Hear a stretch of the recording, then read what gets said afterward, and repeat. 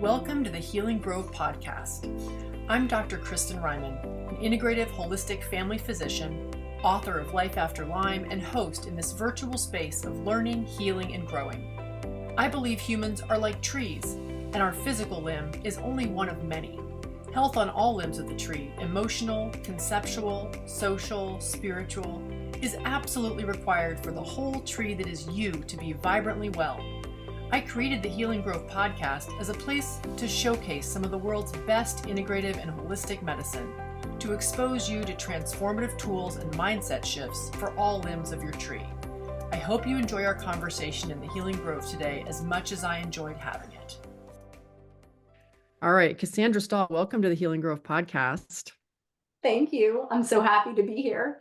Oh my gosh, I'm happy too. And I'm going to start with introducing you, but then I really want you to introduce yourself and tell us your story.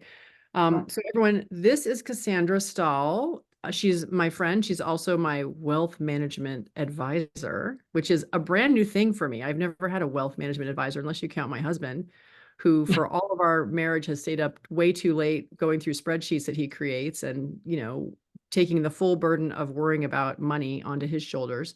And so about a year ago, we reached out and found Cassandra. But first, let me tell you sort of what she does. So she's a partner and private wealth advisor with Northwestern Mutual's Legacy Wealth Planning Group, where she guides individuals like me and my hubby and small business owners, also like me, to dream courageously and live with purpose. She does this by helping her clients, me included, align their values with their actions. So, she's really kind of like a life coach, but for money. But it's more about money in a nutshell. So how does she do this? She does it by creating a fun, safe atmosphere. So a lot of people, when they hear safe and fun, they don't think like money conversations. But I want to just emphasize that this is why you're on this podcast, because you actually do this.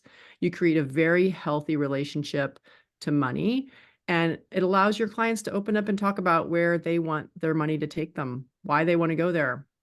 And then even better, bonus plan, you stick around, stay by our side, and help us navigate the course. So it's a real privilege to work with you. I'm super excited to hear you talk about the energy of money and the importance of putting a soul in money, which is a conversation we had last time we talked, which I've never heard anyone talk about putting a soul in money. And I just wanted people to hear you do your thing. Kristin, thank you so much. This is so much fun to be able to be together, and knowing you and Greg has been such a gift. So thank you. Thank you very much for having me here. I appreciate it.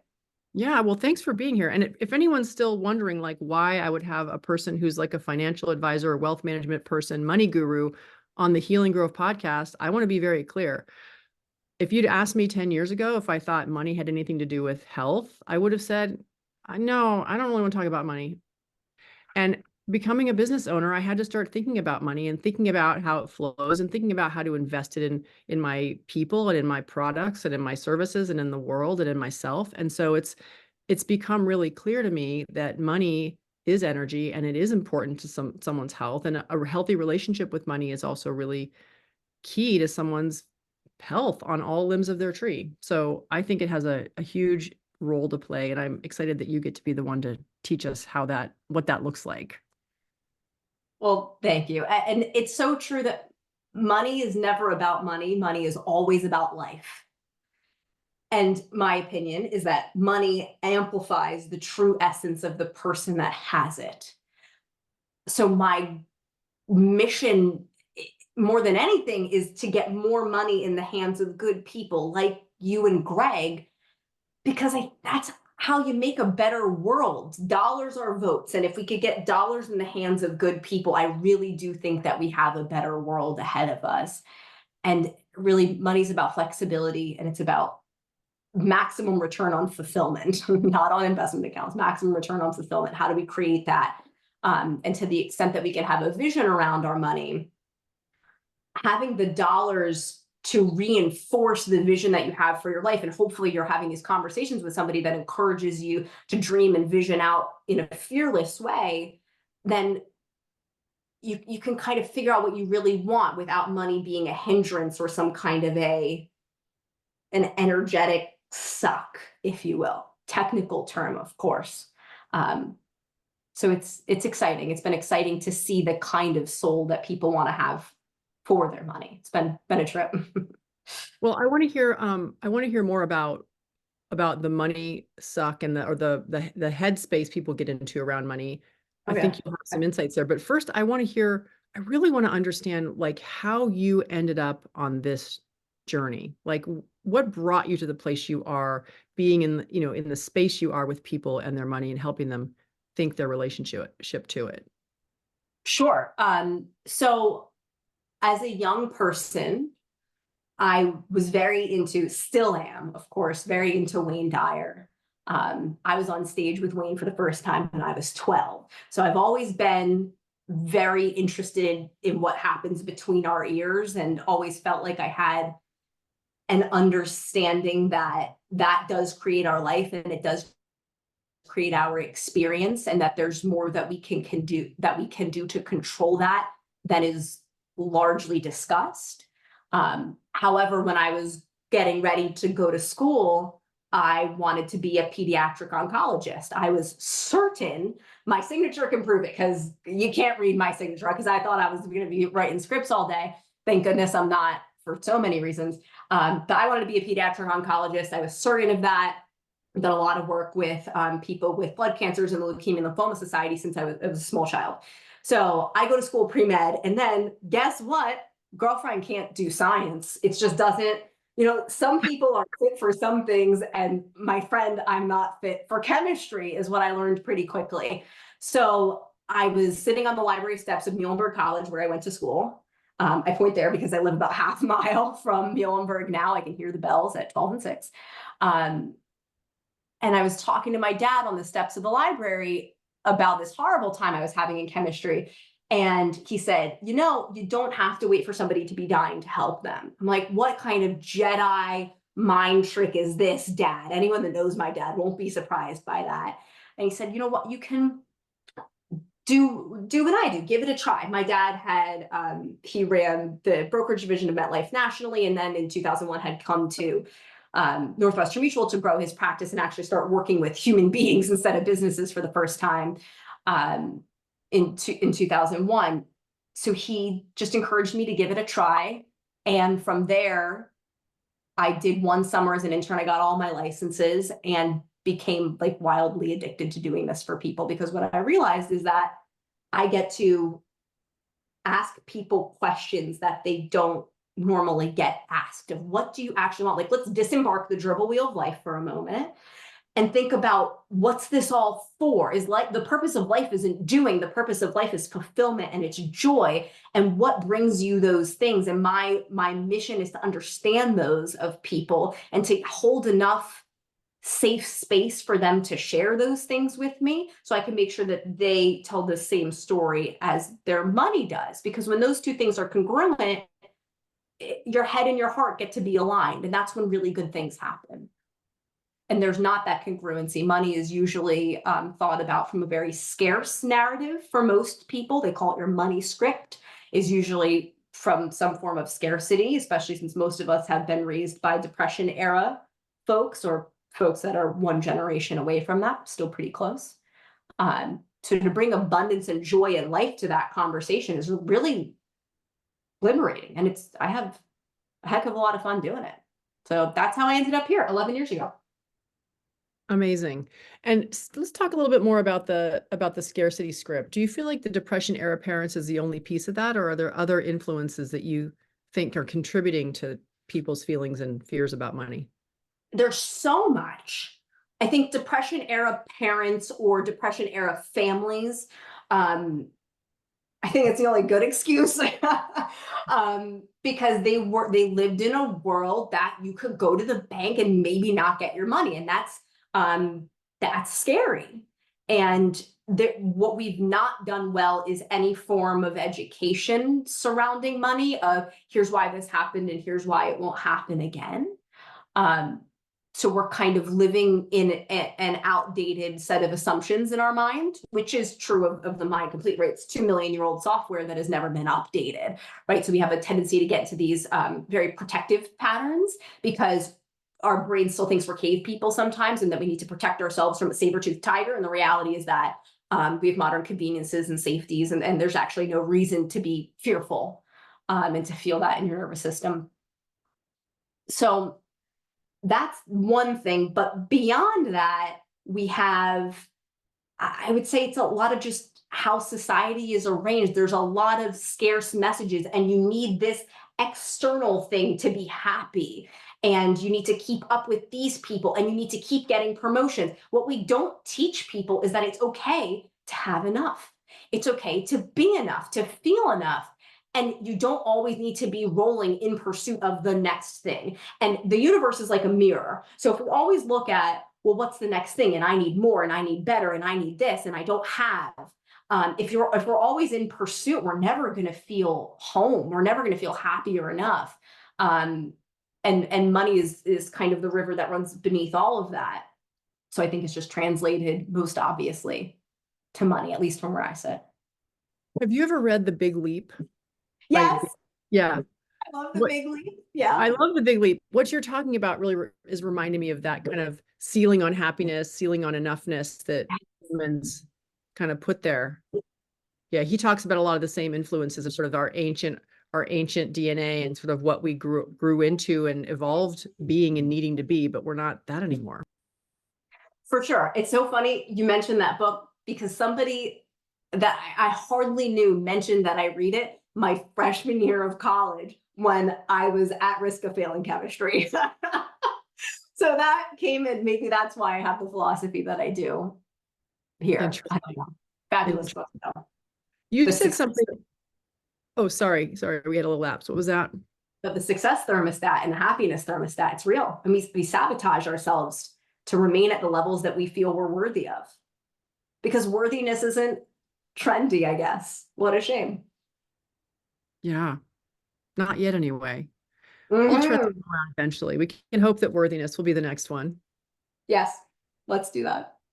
So speaking of worthy, I heard you say on a podcast interview with someone else that you really believed that everyone should feel worthy of having a financial advisor on their team.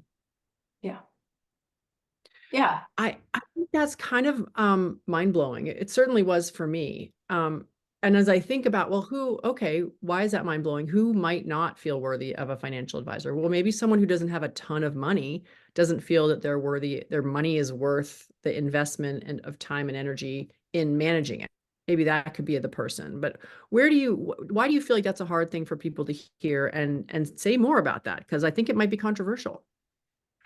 Yeah, unfortunately so. You know what's really interesting?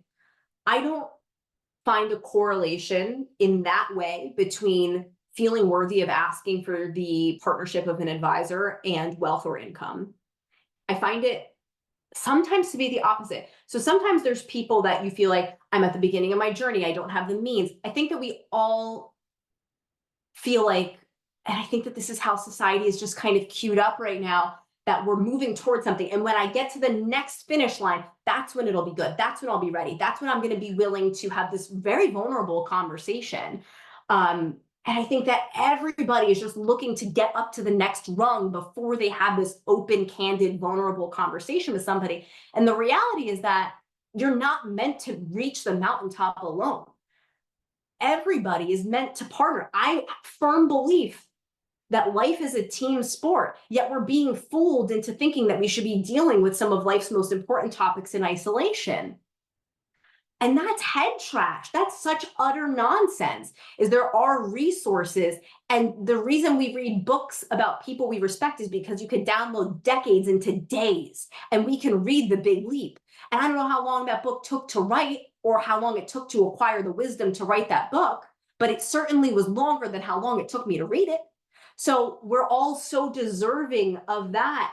And I find that it's people all over the wealth and income spectrum that feel like I'm not where I should be to have this conversation. I think the other big thing is that this is still largely regarded as a taboo topic, which again, I do feel like that was born of Depression era of like, well, no, we should have it together and I should be able to understand this. But the reality is we have no education around finances. How could you expect me to understand something that isn't intuitive, is not set up to be easily digested or understood, and that we've never taught you? How insane is that?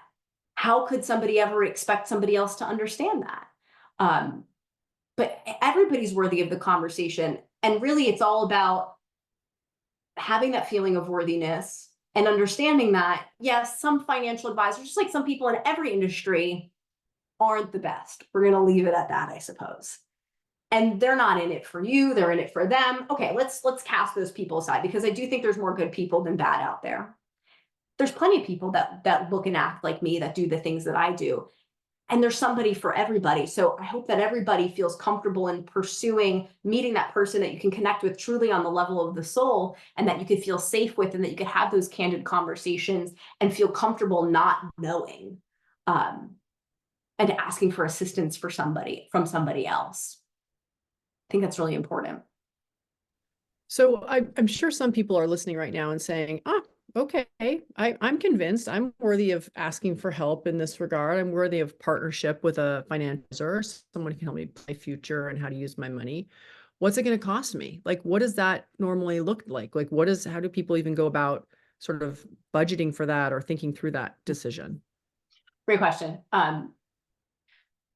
So for the most part, I'm going to paint with a broad brush here. It's usually up to the advisor. There's lots of different ways you could do this, and I would be reluctant to label one as good or one as bad. There are times that you could pay for a plan, a document, kind of a guiding document of here's what we're doing, here's when we're doing it, here's why we're doing it, in pursuit of the things that are important to you. There are times that you pay quarterly, like a subscription type deal. There are times that you're just paying for the assets that are actually being dealt with. Those, I think, are the three main pockets.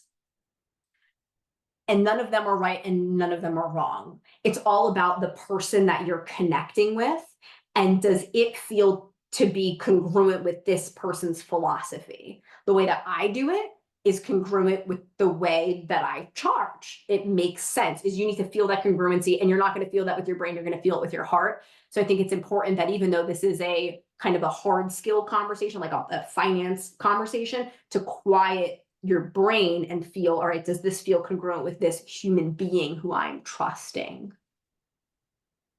Do people often get a chance to sort of meet and vet and sample their financial advisor before they opt in to work with someone? Absolutely. Oh yeah, absolutely. And candidly, if somebody's not willing to meet you first, let's part as friends and like crack the door for the future, because you never know what situation anybody is in. But yeah, I even the most high-end firms, I can't think of a time that you aren't able to. And if you feel that somebody's kind of got their foot on the gas and they're pushing you to not have that introductory conversation and instead just push the car forward, that's a good time to use your voice, I suppose, and kind of pump the brakes a little bit and make sure that you're moving at a cadence that you feel comfortable with. Which I think sometimes, because this is the language that financial advisors speak every day, we forget that it's not the language that you speak every day. And I think some advisors have grown insensitive because of that. It doesn't mean they're insensitive people, but they need to be reminded. Mm-hmm. Kind of like doctors, to not use doctor speak. Yes, Yeah. exactly. Yeah. So what are some good questions to ask a potential partner if someone is sort of doing this and working this process and trying to find the right person? What do you recommend they ask? I would want to know who that person is on a personal level, because I think you could tell a lot from that, and a lot about their willingness to share their personal life with you. I'm not saying like tell me your deepest, darkest secrets from when you were 12 years old, but I am saying like get to know this person as a human being. I feel like if you're not excited at the idea of like maybe going out to dinner with your financial advisor, or if it's you and I talking about what plants I can plant in the winter versus the summer, because I do want to talk to you about that, then what are we talking about here? That person shouldn't manage your money. Is you should have some kind of a friendship type connection with this person, because it's an extremely important relationship. Money is the current money underneath nearly everything in life. So I would want to make sure that that is a conversation that's had. Additionally, I would want to know, is this person a fiduciary? If they have the letter CFP after their name, they are a fiduciary. This is a good thing. It's kind of the designation you get when people know you're not messing around anymore. It's considered to be the highest designation in our industry. And I think it's also a good kind of litmus test to ask how many people they work with, because they should be aware of that, because only so many people fit on the ark. And you want to make sure that you have room there and that you're not entering a sausage factory that we're churning and burning. You need to make sure that there's enough intimacy available, as the best person that doesn't have capacity for intimate client relationships isn't going to be able to act as their best self. So I would make sure that capacity and some kind of ongoing growth trajectory is important. Is there a continuity plan? Or is this just one person, right? We're 4 partners in my firm, very much so by design, 2 generations, 4 partners. So I'd say those are the major quick hits. And is everyone working in your firm able to speak the language of, say, me, who talks about energy in terms of, and money in terms of energy, and what it does and ripple effects and how it impacts and flow, and then also bring the spreadsheets like you do for my husband, who gets really happy that someone else is now managing the spreadsheet? Like, you seem to have really balanced abilities in those areas, and I'm wondering if that's a normal thing or if you're an outlier. You're going to make me blush, Kristin. Come on now. It's interesting in our practice because so the 4 partners, one of them is my dad, actually. And, he's the one that got me into Wayne Dyer. And we've gone to the similar Tony Robbins events and things like that. And a lot of my spiritual journey has been fostered with his encouragement. So Dad, John, and I definitely can do both.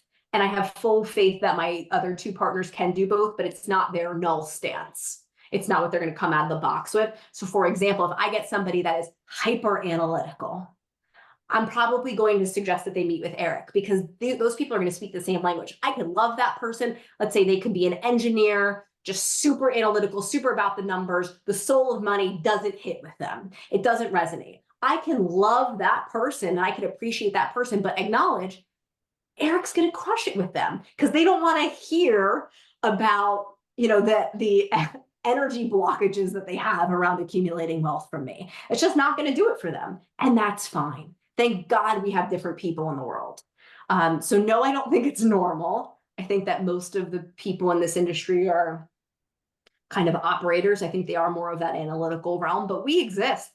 The crunchy cosmic people are here. You just got to find us. The crunchy cosmic people. That should be after your name as well. Yeah, we should do that. The CFP. Yeah. CC, Country Cosmic. Yeah. Awesome. And beekeeper. Beekeeper should be there. It really should. It really should at the end of the day. I think that most of my clients are interested in the beekeeping. That's what ties us together. They want to know when they can get more honey. Oh, see, I didn't know that was on the table, but now that I know, just put me on the list of someone who wants to buy honey.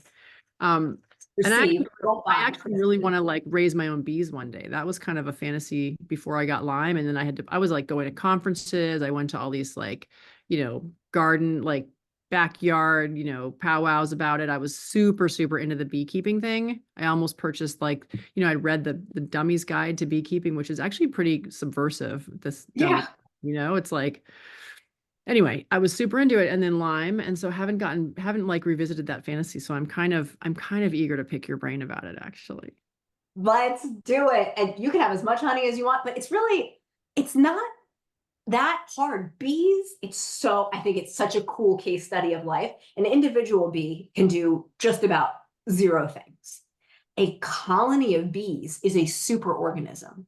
They vote. They have productive society. They build their comb. They forage. They do the most amazing things, but they can only be done collectively. An individual bee is nothing, but collectively, they're unstoppable. They know what time it is.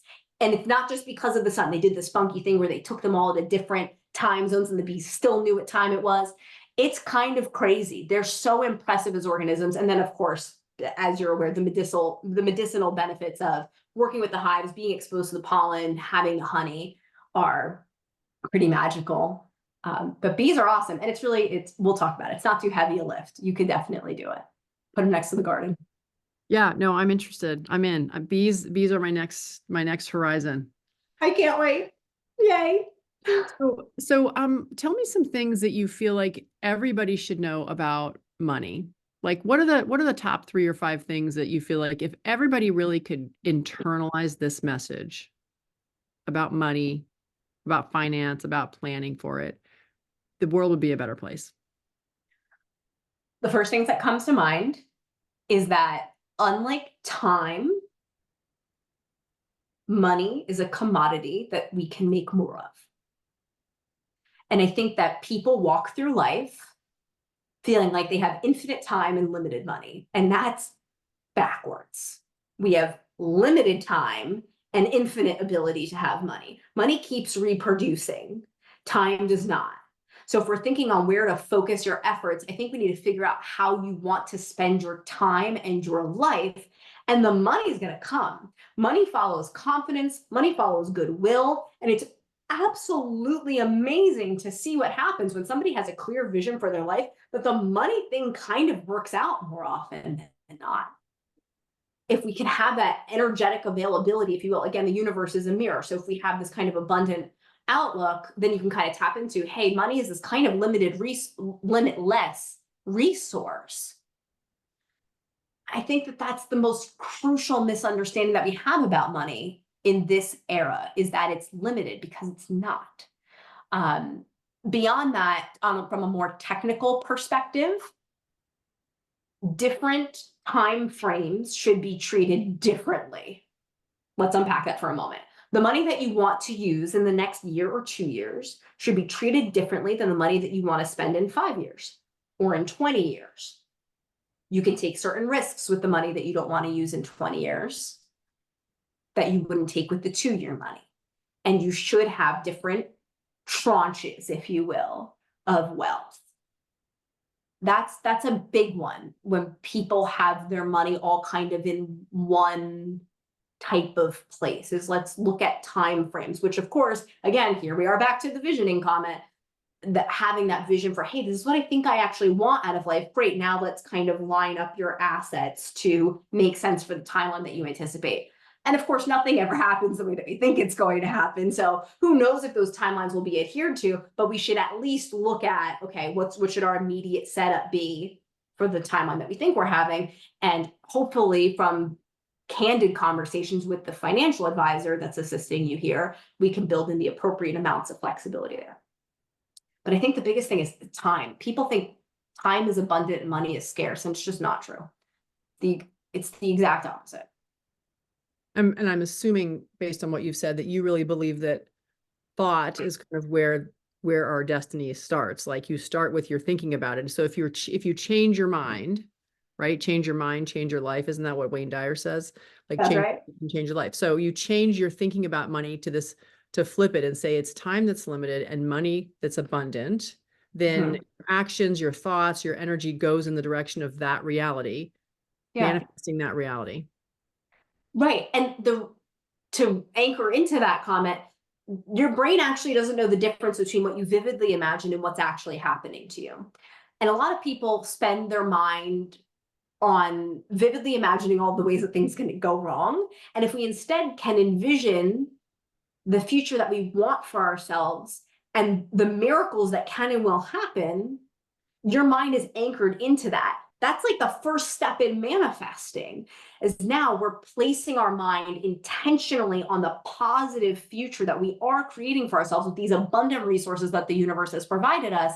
And now we get to start to move toward that. Is you need to believe it before you can see it. Right. So even if someone's hearing this and saying, well, I'm looking at my bank account and there's nothing in there, that is the reality. What's your response to that? That is the reality. Like, it's not just what I'm thinking, it's what is. There's a starting line for everybody. And maybe that's your starting line. And what is compelling enough to get us beyond that? What kind of future is so exciting to you that it can pull you out of only thinking about what is today, the scarcity that you think and feel about today? What can pull you? And if we can figure out what the pull is, then let's start moving toward that. It's not like, oh yeah, and by the way, in 6 months, you're going to be a millionaire. That's unrealistic. That's ridiculous. Although it might be possible, actually, who knows? But take the first step to go, hey, this is what I see right now, right? This is factually correct. There's 0 right now. But this isn't my story. I'm not going to die here. I'm going to keep going. And I'm going to fearlessly think from an abundant mindset. I will be absolutely unwavering in my ability to think about the abundance that the universe has provided us. And I'm going to inch toward this. My mom and I have had a thing about turtles since I was a kid. Point being, if you have to crawl, you're going to get there. And crawling is cool, guys. I know that we're in this world that it's like we're running, we're sprinting, everyone's getting to the top of the mountain and blah, blah, blah, and all this ridiculous stuff that just glorifies achievement, which is just hollow. Fulfillment is good. Achievement is fine. Fulfillment is what we want. If you're going to crawl, you're going to crawl. And like, kudos to you, because most people are sitting or they're laying down or they're giving up. And it's amazing that once you decide that crawling is okay, personal belief here, I think the right people are going to come out of the woodwork. And I think it's going to work out. It's interesting that you brought up the turtle and the crawling. The residency that I trained in, our mascot, if you will, are actually kind of the encapsulation of our philosophy was the turtle. And the training that we underwent in family medicine was called by our chair who invented the program Turtle Craft. And it was all about recognizing that slow and steady wins the race, and that turtles are, comfortable on land and in water, multiple different terrains. They can kind of go anywhere. They carry their tools with them. They carry their house on their back. And the family doctor was sort of the ultimate turtle in that way. It's also interesting because, as you know, I spent last year crawling on my belly to heal my brain injury. Yep. So I am, that really resonated with me. And it's so true. It's sometimes it's the only place you need to be, is going slow and on your belly and humbled and, grinding it out, knowing that slow and steady wins the race. And you have impeccable vision, right? So you experienced this brain injury, but I mean, your energy around what you do and why you do it, and certainly the support that Greg and the people that love you give, is just phenomenal, right? And that pulls you, right? And it helps you through. And it's just such a beautiful thing. Well, Really and I was incredibly fortunate to have that tool on my back. That was something I'd already accumulated, in my travels, was the knowledge of how to invoke neuroplasticity with crawling. And so I feel like whoever set up this lifetime for me, and I'm pretty sure it was me, Yep. with my advisors, financial and otherwise. I think I'm pretty grateful to those people, because that would have been a really hard thing to go through without knowing that I had the tool. I mean, it took me a couple months to kind of admit that I was going to use the tools. I was kind of like, maybe I don't need my brain all the way. Like, maybe I just garden and play with my puppies and yeah. But once I got there, I was happy to have the tool. Absolutely. Yeah. Absolutely. Awesome. Anything else you feel like any human would benefit from kind of shifting their thinking around regarding money?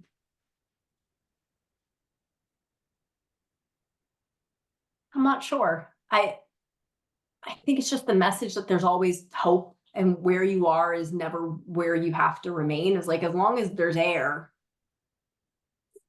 there's the ability to change. Mm-hmm. And it's great to acknowledge if you're not in the position that you want to be in, or if you're just in a position that's uncomfortable for other reasons and just doesn't feel aligned. It's a really outstanding thing to recognize that and to choose acknowledging that it's not your story. This is not the story that they're going to tell about me. This isn't it. I think that there's so much power in that. And it feels like something that we shouldn't do, because maybe we shouldn't admit that we're not perfect. How crazy is that? We're all playing the same game, pretending that we don't know how it's played. Come on, folks. Nothing's perfect. It's not easy, but it's good. And we should really just be honest. And I think if we could bring more honesty to all kinds of conversations, but especially ones with respect to finances, I think that creates a better world. But just wherever you are, it's like choosing to really look at, well, what is my story in my soul? What is my story? And just relentlessly moving toward that. I think that's the most courageous thing that anybody could do. Wow. Well, obviously when people work with you, they're getting more than just a financial advisor partner. They're getting a life coach and a super positive, high vibe human who is going to hold them accountable to the highest version of themselves. It's kind of a screaming deal, I would say, to work with you. I'm sure after hearing this, a lot of people are going to be like, sign me up. How do I work with Cassandra? Where's the link for that like free clarity call? But as you said earlier, there's only room for so many on the arc. So let's help people self-sort. Who's kind of the ideal person to work with you? Who gets the most value out of your kind of special angle? And who do you really want to be working with? What's your vision for yourself? And how are you amplifying your impact by working with people? The people that I enjoy working with the most are the ones that are just living outside of the lines in the best way possible. Not to say that I don't love and respect those that are in the lines, because they're wonderful too, but the person that just has something in their soul that they know they're not going to live a quote normal life. Like normal is not the goal for these people. Like I think about you and Greg, and like look at where you started, and then your professional career takes a turn, and now post brain injury, how you're dealing with your own personal practice. Like that to me is just so darn cool. I will go to bat every day and twice on Sundays for you, because what you're doing is awesome and it's different and the world needs it. And that to me is so cool. So like, just people that are doing things in a different way. And sometimes it's not these huge statements. It's just the person that's living intentionally. They're living on purpose. They're looking to make an impact on the world in big or in small ways. And they're not going to just put their head down and work and enjoy their life at 65.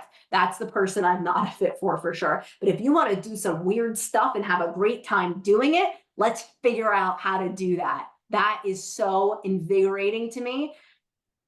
Like when you told me about you're going to Greece, I think that's the coolest darn thing ever. Like, let's figure out how to do that. That's the stuff I want to work with people on. Like, people that have just they love life and they're doing it. So fun. I'm so grateful that we were put together. I feel really happy that I'm finally, and I never really wanted to think about money ever. You're like kind of the only person who's ever gotten me to get excited about thinking about financial planning. I'm so happy about that. Thank you, Megan, right? Yeah. Thank you, Megan, who put us together. Yeah. Awesome. Well, this has been really fun. And if somebody does want to get in touch with you, what's the best way for them to do that? Email's great. Calling is great. I would say email is the best way, because Lindsay, who we joke lets me pretend that I know what I'm doing. She gets the emails before I do usually, and can make sure that everybody's appropriately scheduled. So email is fabulous. I'd love to hear from anybody. Anyone that's looking to do something, I'm all in. Let's get it done. Awesome. So we'll include the links to reach you in the show notes and in the email Great. so that people have that. Thank you again, Cassandra. This has been fabulous. You're awesome. This is the best. I really appreciate being able to be here together. Thank you.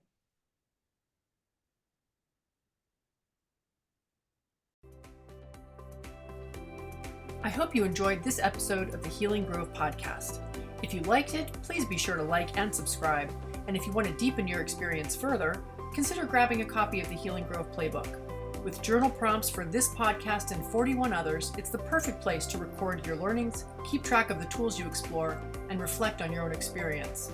Finally, it's important to mention that even though I am a doctor, nothing you hear on this podcast, whether from myself or my guests, constitutes medical advice. Any intervention you try should always be discussed with and supervised by a trusted member of your own healing team.